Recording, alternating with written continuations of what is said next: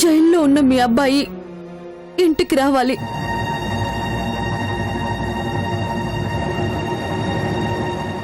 ఎప్పట్లాగా ఆయన మన మధ్య సంతోషంగా తిరగాలి.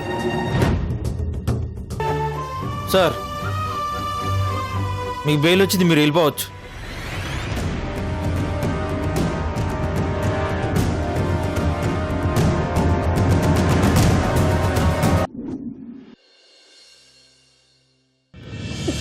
నా సాయశక్తిలా ప్రయత్నించాను వాళ్ళని ఒకటిగా చూడాలని. అనుక్షణం తాపత్రయపడ్డాను. ఆ అమాయకురాలి కన్నీళ్లు తొడవడానికి నా మమకారాన్ని చంపుకున్నాను. అయినా ఫలితం దక్కలేదండి. వాడి పట్టుదల ముందు తల్లి మమకారం, భార్య అనురాగం తలదించక తప్పలేదు. కన్నవాళ్ల కలల్ని బిడ్డలు నిజం చేస్తారు. కాని మనింట్లో కోడలే కూతురై మీ కోరిక నెరవేర్చడానికి నడుం కట్టింది. అందరికీ వెలుగునిస్తూ తను కొవ్వొత్తిలా కరిగిపోయింది. అయినా వాడి మనసు మారట్లేదు. ఆ దీపం విలువ తెలియట్లేదు. అయినా ఇంకా పిచ్చిదానికి వాడి మీద ప్రేమ తగ్గట్లేదు. ఏం చేయను?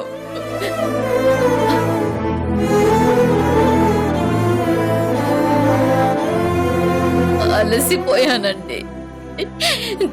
నా శక్తి సరిపోవట్లేదు. మీ ఆశలకి ఆయువు పోయాలని భార్యాభర్తలుగా వాళ్ళిద్దరినీ మీ ముందు నిలబెట్టి మీ రుణం తీర్చుకోవాలనుకున్నాను. కానీ ఓడిపోయానండి.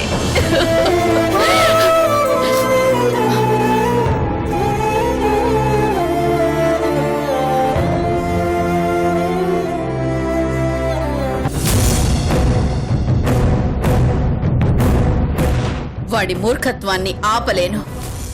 మీనాక్షి పతనాన్ని చూడలేను. ఇప్పుడు కాని దీనికి ముగింపు చెప్పకపోతే మీనాక్షి అంతం అయ్యేదాకా వాడి పంతం కొనసాగుతూనే ఉంటుంది. మనల్ని నమ్మి మనింటికొచ్చిన పరాయి బిడ్డ ఉసురు తీసిన పాపం నాదవుతుందండి. అలా జరగకుండా ఉండాలంటే నాకు ఒకే ఒక్క మార్గం కనిపిస్తుంది.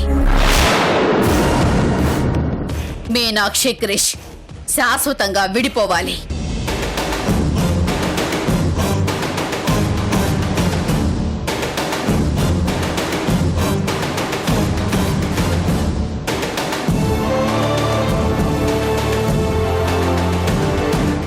క్రిష్ జీవితంలో మీనాక్షి ఉండకూడదు.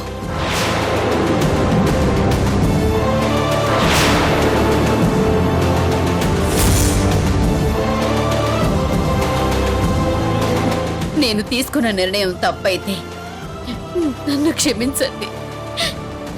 ఈ పరిస్థితుల్లో నా మనసు తప్పుల గురించి ఆలోచించట్లేదు. మీనాక్షి జీవితం సుఖంగా ఉండాలని మాత్రమే ఆలోచిస్తోంది. ఇకనైనా మీనాక్షి కన్నీళ్లని ఆపాలని ఆరాటపడుతోంది. అందుకు సరైన మార్గం వాళ్ళిద్దరూ విడిపోవడమే. ఆ అమాయకురాలి భవిష్యత్తు పచ్చగా ఉండాలని ఆశీర్వదించండి.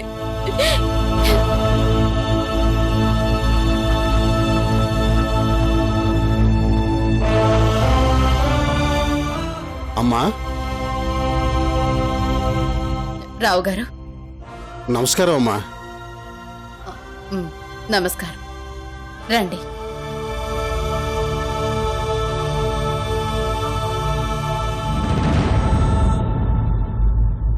కూర్చోండి రావు గారు.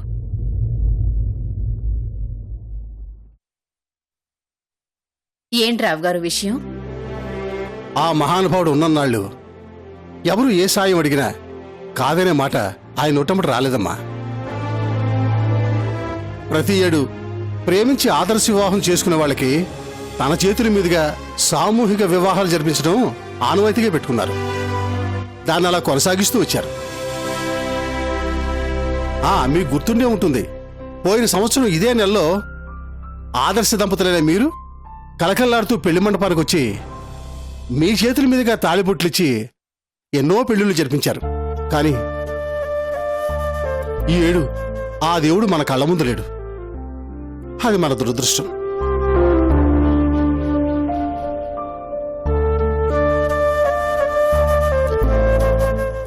ఆయన లేకపోయినా నేనున్నాను కదా రావు గారు. ఆ నమ్మకంతోనే మీ దగ్గరికి వచ్చానమ్మా. అమ్మా, ఈసారి కూడా మీ చేతుల మీదుగా నా తాళిబొట్లు అందుకోవాలని ఎంతో మంది ఆశపడుతున్నారు. మీ ఆశీర్వాదాన్ని పొందాలని ముచ్చటపడుతున్నారమ్మా. అందుకని మీ సమక్షంలో వాళ్ళ వివాహాలు జరిపించాలని మిమ్మల్ని ఆహ్వానించడానికి వచ్చామమ్మా.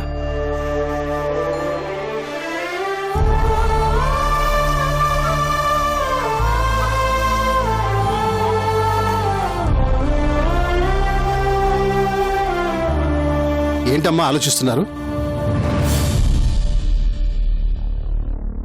రావు గారు, నాకు ఆ దేవుడు అంత అదృష్టాన్ని ఇవ్వలేదు.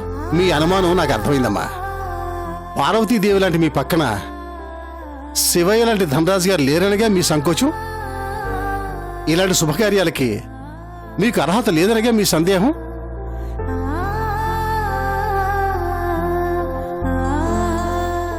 ఆయన భౌతికంగా మీ పక్కన లేకపోయినా కానీ ఎప్పుడూ మీ గుండెలోనే ఉంటారమ్మా.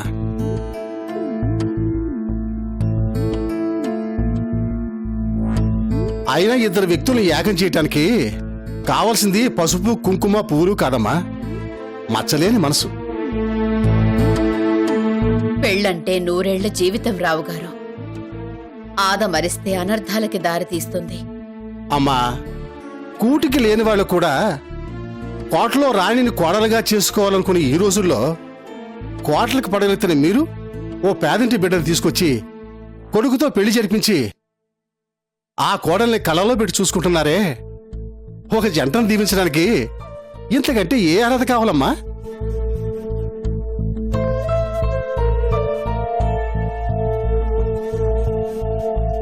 మీ అభిప్రాయాన్ని వ్యతిరేకించట్లేదు, మిమ్మల్ని ఇబ్బంది పెట్టట్లేదు. కానీ ఏదో చిన్న కోరిక. సీతారాములంటి మీ కొడుకు కోడలను తీసుకొచ్చి వాళ్ళ చేతుల మీదుగానేనా ఈ వివాహాలు జరిపించండి అమ్మా.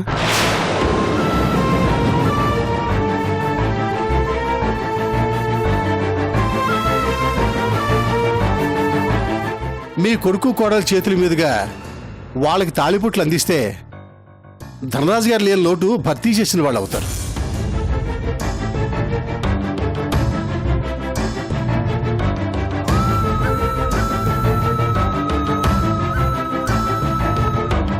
కాదనకండి అమ్మా.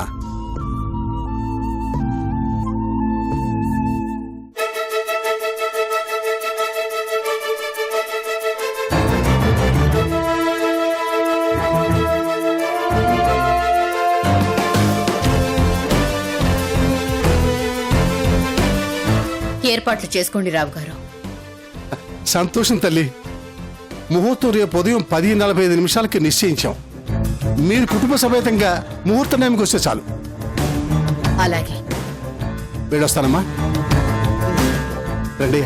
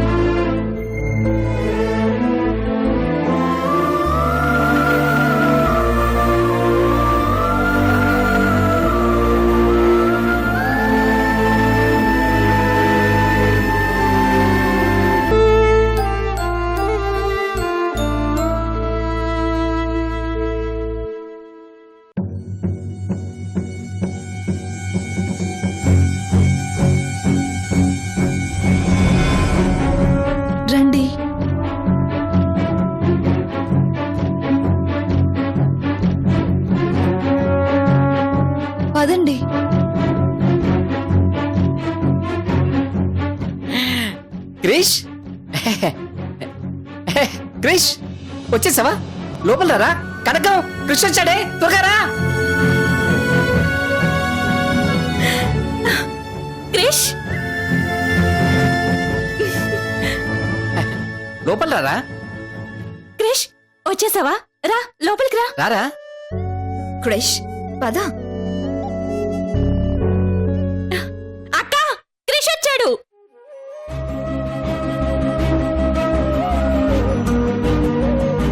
పదండి.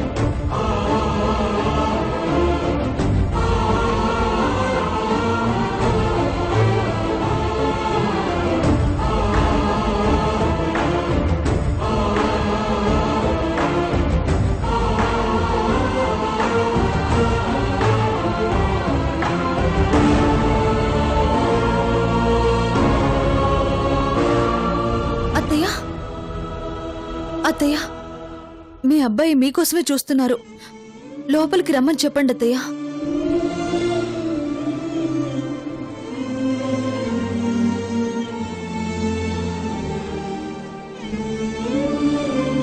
అత్తయ్య, రమ్మని చెప్పండి ప్లీజ్. మీనాక్షి, నీకు మాటిచ్చిన క్షణమే వాడి ఇంట్లోకి వచ్చినట్టు. అమ్మా,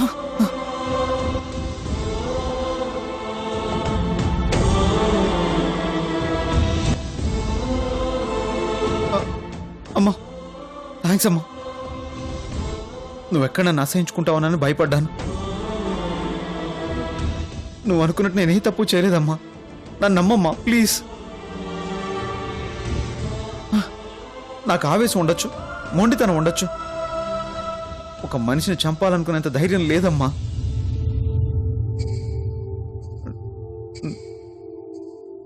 నువ్వంటే చచ్చేంత ప్రేమ ఉంది, కానీ మీనాక్షిని చంపేంత కసి లేదమ్మా. ప్లీజ్ అమ్మా, బిలీవ్ మీ. ఇప్పుడు నాకు కావాల్సింది నమ్మకం, అపనమ్మకం. గతం వర్తమానం కాదు, భవిష్యత్తు. అది ఎవ్వరి చేతిలో ఉండదు. కాలమే సమాధానం చెప్తుంది. అమ్మా, మీనాక్షి నీతో జీవితం పంచుకోవాలనుకుంటోంది. నేను మీనాక్షి జీవితం బాగుండాలనుకుంటున్నాను.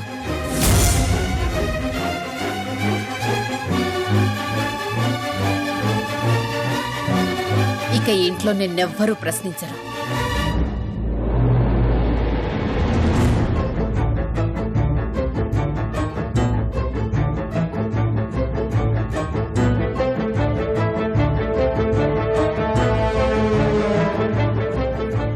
అదృష్టం అంటే నీదే తమ్ముడు. నువ్వెంత అరాచకాన్ని సృష్టించినా అమ్మ నిన్ను హక్కున చేర్చుకుంటూనే ఉంది. కంగ్రాట్స్.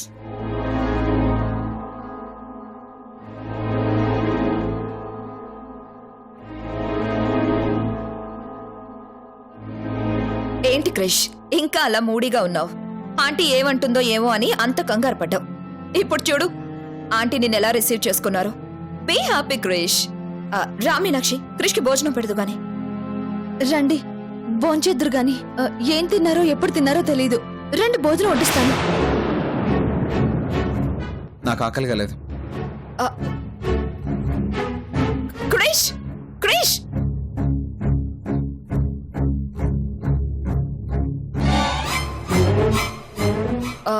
మీనాక్షి తను అలానే అంటాడు. నువ్వు ముందు భోజనం తీసుకెళ్ళు. వెళ్ళు. మీనాక్షి రా, నేను పెట్టిస్తాను.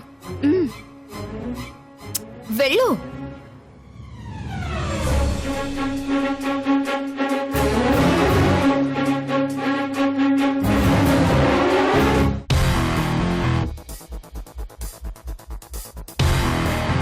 రై క్రిష్, చిప్పుకూడు తినాల్సిన నిన్ను ఇంత కష్టపడి దగ్గరుండి జైల్లోంచి తీసుకొచ్చిందే నీ పెళ్ళాన్ని నీకు దగ్గర చేయడానికి కాదురా, మీ ఇద్దరికి ఊహించని అగాధాన్ని సృష్టించడానికి.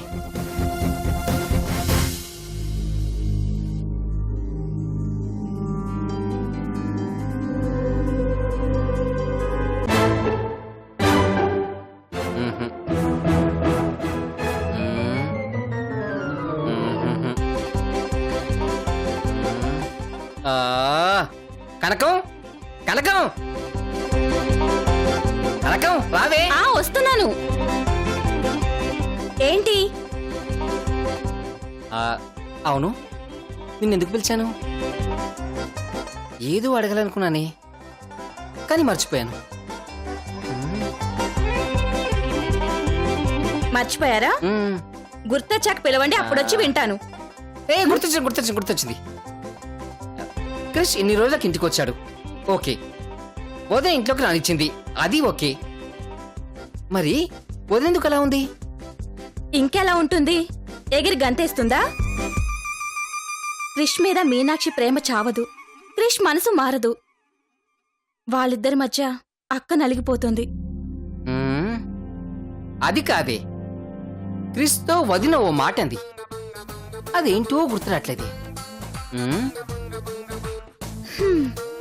మీనాక్షి నీతో జీవితాన్ని పంచుకోవాలనుకుంటోంది, నేను మీనాక్షి జీవితం బాగుండాలనుకుంటున్నాను అంది. కరెక్ట్. నీ బ్రెయిన్ సూపర్. నా అలాగే. చాలండి. కానీ అందులో ఏదో అంతర్యం ఉంది, నీకేమనిపించట్లా? అనిపిస్తోంది. ఏమని? మీకు చిన్న మెదడు చితికిపోయిందని. కనకం, రండి పడుకోండి. ఎప్పుడు ఇంతే.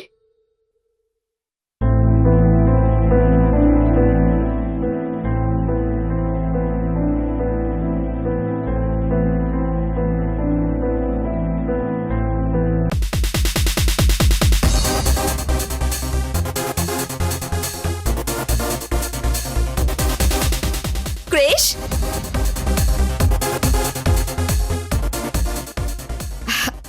ఏంటి క్రిష్, ఇంకా అదే ఆలోచిస్తూ మనసు పాడు చేసుకుంటున్నావా? అదేం లేదు.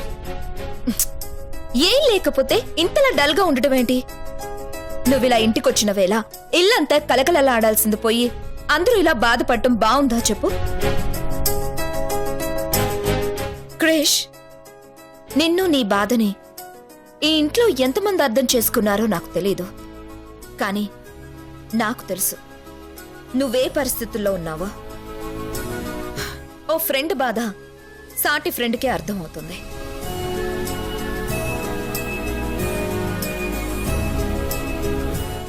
కానీ ఇలా బాధపడుతూ కూర్చుంటే సమస్య తీరిపోతుందా చెప్పు?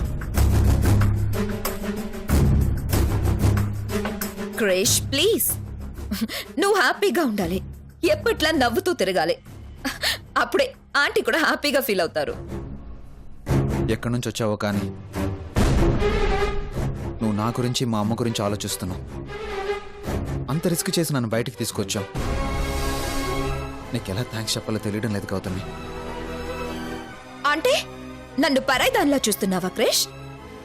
చచ్చా, నా ఉద్దేశం అది కాదు. మరి థ్యాంక్స్ ఎందుకు చెప్పారు? సారీ. అదిగో మళ్ళీ. సరే అయితే రా కిందికెళ్దాం. దేనికి? సర్ప్రైజ్. కిందికొస్తే మీకే తెలుస్తుంది. ప్లీజ్ గౌతమి చెప్పు. చెప్తే సర్ప్రైజ్ ఎలా అవుతుంది? రా Krish, come come come come Gautami. రా.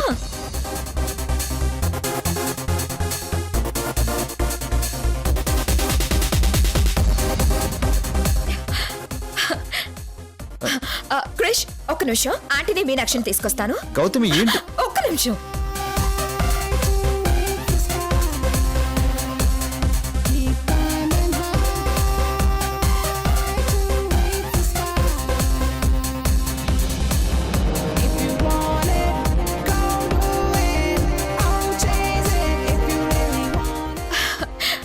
మీనాక్షి ఒకసారి బయటికి రా. దేనికి? రా చెప్తాను. లే. అది కాదు గౌతమి. రా చెప్తాను కదా. రా చెప్తాను కదా. గౌతమి, ఒక్క నిమిషం మీనాక్షి.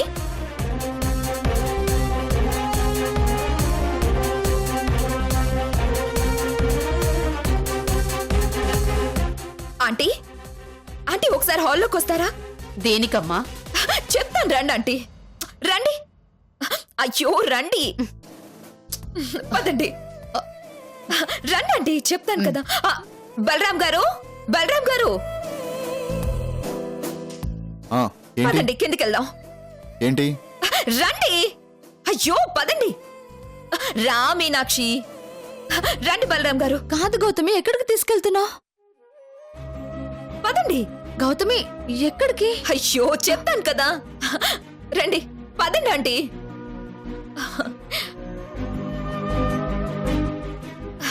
కనకం గారు, మాణిక్యం గారు ఇదేంటిది ఇలా వస్తుంది? రండి. ఏమి దీనికి? యో కనకం గారు. కుంప తీసుకోవడం లేపుకుపోతున్నాడా ఏంటి? అయినా బుద్ధునాడు ఎవ్వడు దాన్ని లేపుకుపోడు, అది కన్ఫర్మ్. ఆదాలు తీసుకో, తీసుకోవే. కనకం గారు, పద పద. మాణిక్యం గారు, కనకం గారు వస్తున్నాం. రండి త్వరగా. గౌతమి,